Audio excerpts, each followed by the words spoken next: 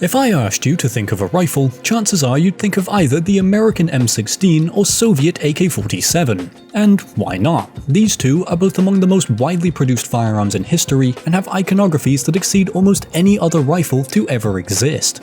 However, just a few years before these two marvels of mid-20th century technology burst onto the scene, military rifles looked much different and were designed to fight a much different type of warfare. Born from the combat experiences of World War II, the assault rifle concept emerged as the weapon of choice of both sides of the Cold War, though the opposed East and West would embark on drastically different journeys to adopt an intermediate-chambered, select-fire automatic rifle. Despite their drastically different approaches, the Cold War adversaries would find themselves equipped with the perfect infantry weapons for modern warfare, so much so that the basic designs of both still remain the standard rifle of many armed forces to this very day. So what prompted the search for new infantry rifles? How did the opposed sides of the Cold War approach the question of a rifle for the new conflict? And why did intermediate-chambered assault rifles emerge as the primary standard-issue weapon of modern militaries around the world?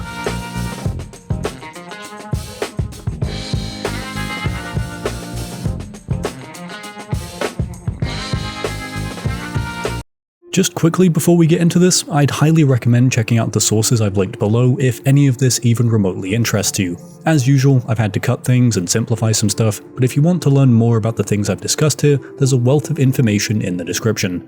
Okay, that's all, and we're back to the video. World War II had changed everything. I've said it before, and I'll say it again, but war fucking changes, and if there was ever a clear example of it, Hitler's quest to extend his living room, or whatever that genocidal clown wanted, is certainly one. Entering the largest war in human history, most infantrymen were equipped with the bolt-action rifle that had carried infantry combat since the end of the 19th century, while only the Americans were widely issuing their soldiers a so-called auto-loading rifle in the form of the iconic M1 Garand. Quickly, however, it became evident that this war would be a far cry from the trench stalemates of World War I. Men and machines were moving faster than ever across the battlefield, combat was taking place at much closer ranges, and most importantly, the rate of fire of weapons was far outweighing their single-shot accuracy. Basically, what was needed was a portable weapon with a large magazine capacity that had a solid rate of fire and was effective at both close and long ranges, but unfortunately, no such firearm existed. The submachine guns that had the portability, 20 to 30 round capacity, and firepower were only really useful out to about 100 meters, and the closer ranges combat was occurring meant that the cumbersome 5 to 10 round capacity rifles were unwieldy and hard to win firefights with. So what to do? Well, find something that fits neatly between the two, and the Germans would come up with a pretty good idea: the Sturmgewehr, or assault rifle. Though it wouldn't have much of an impact on the war itself, mainly due to Nazi Germany crumbling to the ground as it was being developed, the STG-44 was the first mass-produced assault rifle to fire a so-called intermediate cartridge, the 7.92x33mm Kurz round, a bullet that was smaller, lighter, and less powerful than the standard German 7.92 rifle round, but larger than their 9mm submachine gun bullets, and the STG was carrying 30 per magazine. However, the new rifle wouldn't get much of a chance to prove its merits, but following Hitler's only good idea, the world that emerged from the war in 1945 looked to replace their infantry rifles, and the concept of an assault rifle would emerge as a principal contender. It's here though, at the opening of the Cold War, that the development of assault rifles branches into two competing paths, and I'm sure you're smart enough to know what these two branches were. Let's begin with the Western path, because, well, you'll see. As the capitalist West began uniting behind the emerging American superpower, the decision was made to standardize the weaponry of their forces. This spurred by the logistical nightmare almost every front of World War II became. However, tensions quickly brewed over the weapon and cartridge that would be employed, eventually leading to a decade of bickering over both. Many of the European nations that would form NATO had found that their standard rifle cartridges were a little overkill for the needs of modern combat, the likes of the .303 British round, for example, being noted to just punch clean through a man on impact. Instead, they began looking at slightly smaller .270 or .280 caliber rounds that would cause more internal damage, as well as allowing soldiers to carry more ammunition for the same weight. To the Americans, however, this was unacceptable. Change, as we know, has long been scary to the American military, and this was no different, the Americans maintaining that nothing less than .30 caliber would be enough to kill a man. As you might expect, this caused an argument, motivated as much by genuine concern about cartridge calibers as it was by simple nationalism. But by the early 1950s, the race was down to two main competitors. The first was the 280/30 round, better known today as 280 British, which would find use in the venerable Belgian FN-FAL and the futuristic British bullpup, the EM2, while the Americans would propose the T65 and T44, a .308 caliber cartridge and rifle only slightly altered from those that had carried them through World War II. In the tests that followed, the Belgian offering emerged as the frontrunner, but the Americans seemed unwilling to sully themselves by using anything that wasn't homegrown, made especially clear after the FAL was still rejected even after being converted to .30 caliber just to satisfy the Yanks. A stalemate was settling in, but given the volatile world of the Cold War, the Europeans approached the Americans with an offer. "We'll accept your cartridge if you accept our rifle," to which the Americans agreed. Well, sort of. They accepted the concession on the cartridge, and in 1954, the T65 round became standardized as the 7.62 by 51mm NATO, but the dream of a universal rifle was crushed in 1957, when the US gave Europe the finger and adopted Springfield Armory's T44 as the M14, giving rise to a whole host of 7.62 chambered battle rifles. But these are not assault rifles, and while they were a step up from the rifles of World War II, many throughout the West knew that soldiers could have better. If you thought it seemed strange that the West chose to adopt a cartridge hardly any different from those used in World War II, you're exactly right, because the stubbornness of the American Army on the .30 caliber requirement gets a lot sketchier the more you look into it. Within the US military specifically, there were two mindsets following the war, one being that nuclear weapons had invalidated the need for the infantry, and the other being that American infantry tactics and equipment were near perfect, with these two camps being connected in one key way. They both believed that the infantry needed pretty much no change. This belief, combined with years of the US Army being antagonistic to any external firearm developments and their newfound position as a global superpower, gave rise to a culture that absolutely hated anything that challenged the American military doctrine. And as US Army researchers began to explore the same smaller caliber ideas much of Europe had, this hostility became apparent. While the T-44 was becoming the M14, several studies would be conducted into the realities of modern combat and the effectiveness of the .30 caliber rifle, such as Project Doughboy, the Hall Study, and the Hitchman Report, all of which challenged the status quo by suggesting that maybe the .30 caliber rifle wasn't perfect and that possibly the Europeans might have been onto something, near heretical statements for any American to utter at this time. In all seriousness, what they found flew directly in the face of US military doctrine, and for years, any attempt to follow up on these studies was shut down immediately by the top brass, ranging from just ignoring them to the supposed father of the M14, Dr. Frederick Carton, bluntly telling researchers at Aberdeen Proving Grounds to leave it alone. But someone didn't want to leave it alone, that someone being Willard Wyman, who had seen the promise of the small caliber, high velocity concept along with the potential of one Eugene Stoner's AR-10. So, much to the disdain of many in the military, Wyman teamed up with Armalite to put the small caliber, high velocity concept to the test against the military's golden child, the M14. By the time the M14 had been adopted, it was an open secret that the new rifle was pretty shit, and in fact the M14 was only considered a moderate improvement over the M1 Garand, being heavy, having immense recoil and automatic fire, still made from wood, and experiencing reliability issues due to poor quality control. In contrast, Stoner's design, which he would revise into the AR-15, combined several burgeoning ideas in firearm manufacturing, like an aluminium frame, hinged upper and lower receiver, a rear sight in the carrying handle, and an ejection port dust cover.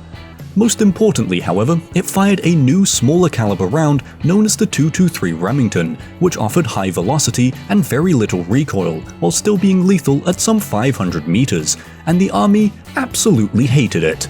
Nonetheless, a year after the M14 was adopted, it began facing off against Stoner's AR-15 in tests about as legitimate as Steven Seagal's fighting career. Doctoring of reports, changing of performance requirements, starting new rifle programs solely to disrupt the AR-15 testing, substituting working parts for defective parts, purposefully reassembling the rifle incorrectly during testing, the Army would, as Mel Johnson noted, give the AR-15 every opportunity to fail. Despite all this, the AR-15 would still be noted to be superior in several regards. Being lighter, much more controllable and effective in automatic fire, could carry more ammo, cheaper to make, more reliable, simpler to maintain, incredibly accurate, and overall just better than the M14. And in fact, the Air Force began circumventing the Army to adopt the AR-15 over their golden child.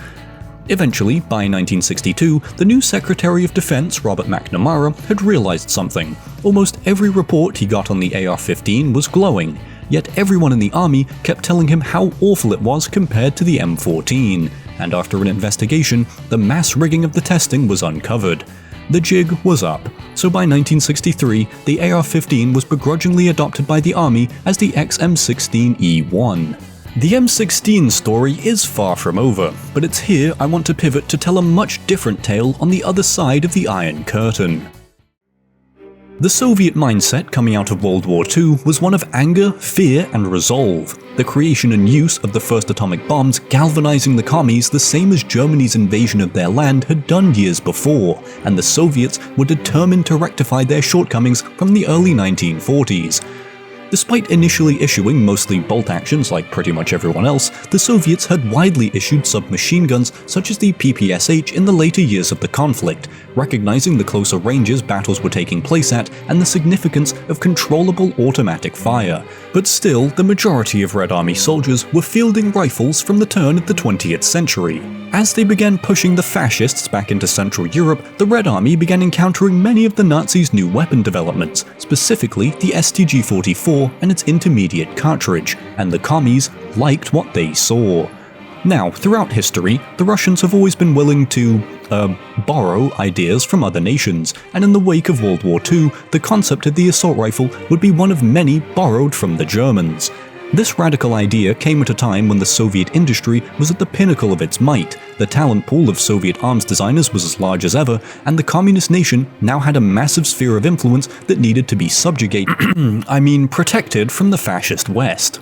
It was also around this time that the semi-automatic SKS was beginning field trials, and while it was alright, the Red Army needed something more than what the SKS could be. So, all of these factors combined to create a culture within the Soviet Union that needed a new rifle which struck a balance between their submachine guns and bolt-action rifles, and they had the manpower, resources, and will to get it done, with the entirety of the Soviet state set on producing an imaginatively named Avtomat as soon as possible.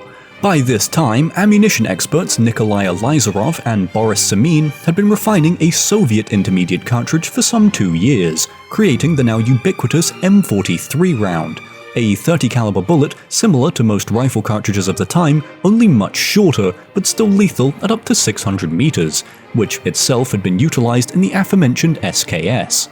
With a promising new round, a solid borrowed rifle concept, and the capacity to see it made, good old Comrade Stalin ordered a new secret design contest in autumn 1945 for the rifle that was totally just for defense and nothing more, which is where one Mikhail Kalashnikov finally enters the picture. As with the rest of this video, I'm going to be simplifying a lot here, but it's important to note that decades of propaganda, self-serving fables, and outright lies have distorted the record of the Kalashnikov's creation. What you need to know, however, is that this was a distinctly Soviet product. The Kalashnikov, while bearing the name of one man, was the result of a collective effort driven by the internal desires and bureaucracy of the Soviet state, even Kalashnikov himself being a cog in a much larger machine. So, in late 45, Mikhail Kalashnikov, a former tank commander turned arms designer at the secretive Central Research Complex near Moscow, drew up an Avtomat design that would be selected to compete in Stalin's new rifle contest after several previous failed prototype firearms, and in conjunction with his design collective, he would build upon the ideas of John Browning, Hiram Maxim, and Hugo Schmeisser to develop his rifle design. After nearly 2 years of work and an initial design known as the AK-47, Kalashnikov's new rifle emerged, having loose-fitting internal parts to reduce the likelihood of jamming, a simple gas piston operation, and a minimum number of components to keep disassembly and cleaning as easy as possible. It looked kinda crude, but that was by design, and once it began firing, any notion of improper construction evaporated. It had the necessary firepower to be effective at the ranges where battles were happening, and was light enough to be carried by a single man along with a robust load of ammunition. In essence, it was exactly the rifle the Soviets had been after, and they wasted no time in adopting it. In early 1948, the Avtomat Kalashnikova 47, which I'm sure you know the abbreviation of, was adopted as the standard rifle of the Soviet Union, though it would take a decade of improvements to arrive at the AKM model that has become most widely used. Nonetheless, the Soviet state had put all their effort into developing their new weapon, and as the Cold War intensified, Kalashnikov's rifle began traveling far and wide. By the time we arrived back in 1963 and the US Army's adoption of the XM16E1, the Soviet assault rifle had proliferated throughout the Warsaw Pact and much of the Eastern world, driven certainly by its technical qualities, but equally, if not more so, by the political clout cozying up to the Soviets and using their equipment offered. Put simply, arms deals cemented alliances along with making new friends for the Kremlin, and nations equipped with Soviet arms would often be dependent on Moscow for resupplies in the event of a war. This also created the impression that Soviet armaments were preferable to Western equivalents, and as the West sent its first adopted assault rifle into combat, the Kalashnikov undeniably gained an edge in this regard. This was because, well, all that bullshit the Army had been pulling with the AR-15 testing didn't end when they were forced to adopt it, and in fact, they only doubled down. Randomly changing the rifling twist, neglecting to chromeline the chamber and bore, adding a pointless forward assist, and most critically, changing the powder type the intermediate 223 ammunition used. All of these changes the Army made to the AR-15 would combine to drastically increase the fire rate, corrode the internals of the weapon, and tear casings apart instead of properly ejecting them. These problems only exacerbated by the Army not issuing cleaning kits, because of course they didn't. And there was some curious things happening. The Army then was really concerned, and they're really upset with this whole deal, and I really firmly believe the Army wanted the whole thing to fail, the whole episode. The only thing that kind of blew up in their face because they didn't realize that Vietnam was going to get cranked up the way it did.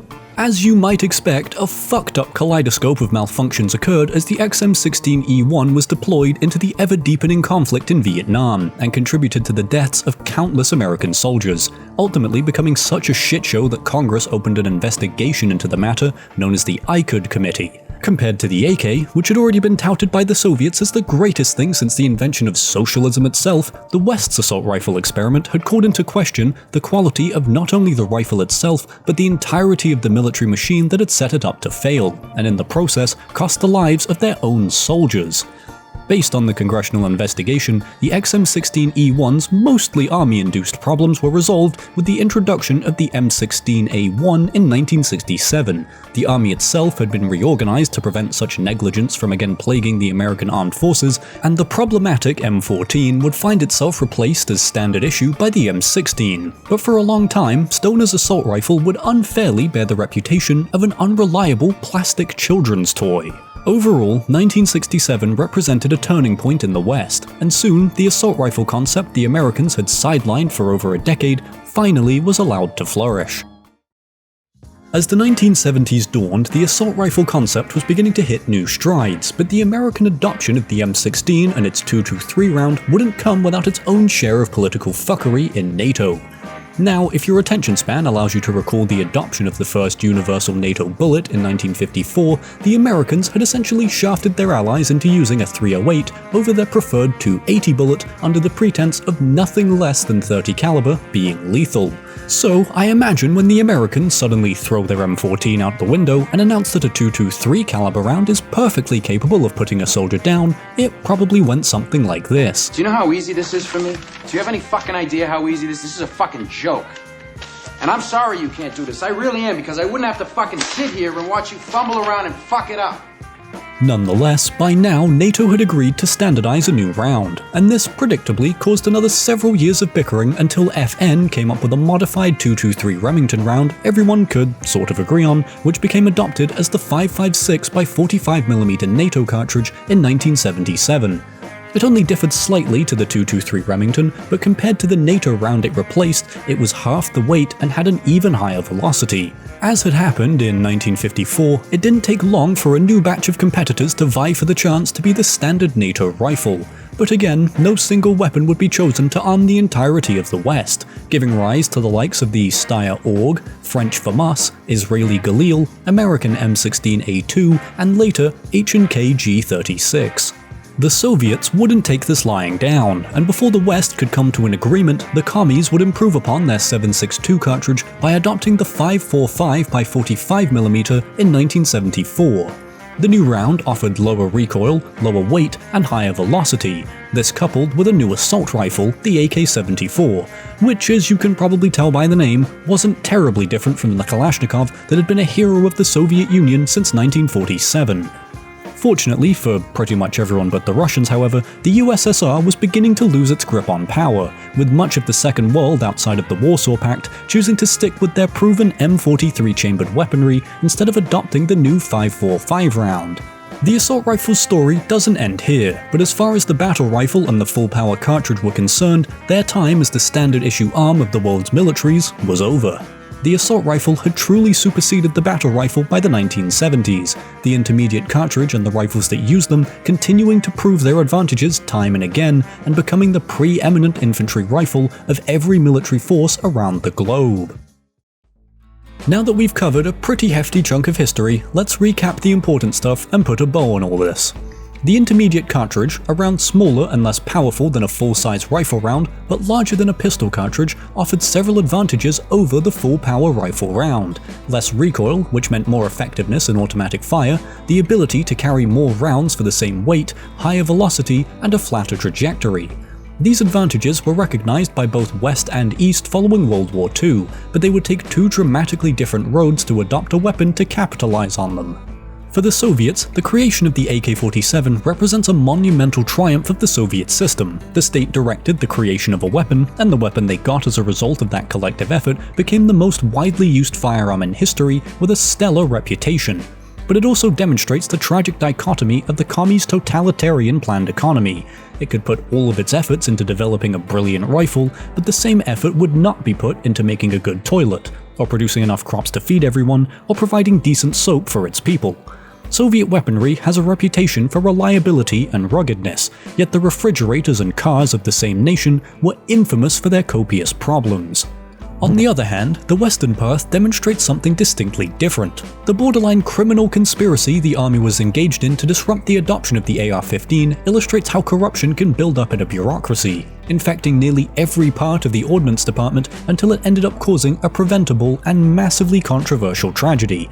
But more importantly, the changes made to the army structure in the wake of the ICOD report and the M16 controversy demonstrates how democratic nations can improve by acknowledging where mistakes were made and correcting them so they don't happen again. On a much larger scale, these stories further show just how much power the US and USSR had over their spheres of influence during the Cold War, the adoption of assault rifles and intermediate cartridges in both West and East coming at the behest of the two superpowers. At the end of the day, the experiences of World War II and combat studies following it spawned two of the most iconic rifles of all time, the M16 and AK-47, along with a plethora of rifles on both sides of the Cold War chambered for the cartridges they used. To this day, the basic designs of these icons of the Cold War remain in use around the world, the most significant representation of just how perfect the assault rifle was for fighting the wars of the modern world. If you've made it this far, thank you for watching. I hope you've enjoyed and maybe learned something new. As I said before, I'd highly recommend checking out the sources below if you want to learn more, because there are just so many fascinating things that I wasn't able to cover, and I think you guys would find them very interesting. That's all I've got for now. Thank you again, and I'll see you all in the next one.